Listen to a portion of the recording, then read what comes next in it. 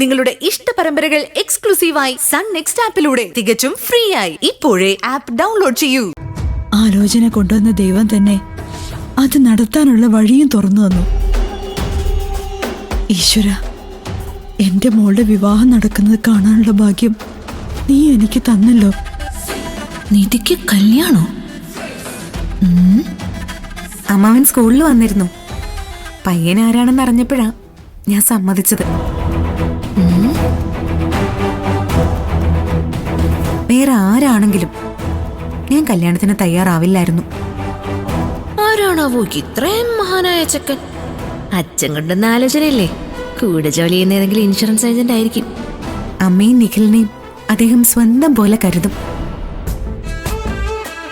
ഒരിക്കലും ഇങ്ങനെ ഒരാളെ കണ്ടെത്താൻ പറ്റുമെന്ന് ഞാൻ കരുതിയില്ലമ്മേ. അതുകൊണ്ടാ കല്യാണം വേണ്ടാന്ന് ഞാൻ നിശ്ചയിച്ചിരുന്നത്.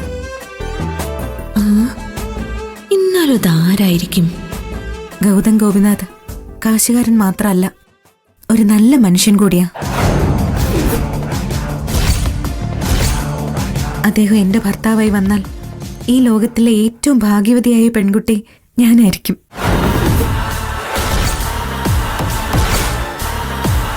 നിന്റെ മനസ്സിന് പിടിച്ച ആളെ തന്നെ നിനക്ക് കിട്ടിയല്ലോ. അതിൽ പരം ഒരു സന്തോഷവും എനിക്ക് കിട്ടാനില്ല മോളെ. ഞാൻ ആഗ്രഹിച്ച ഗൗതം ഇവൾക്ക് ഭർത്താവുന്നോ? സമ്മതിക്കില്ല ഞാൻ.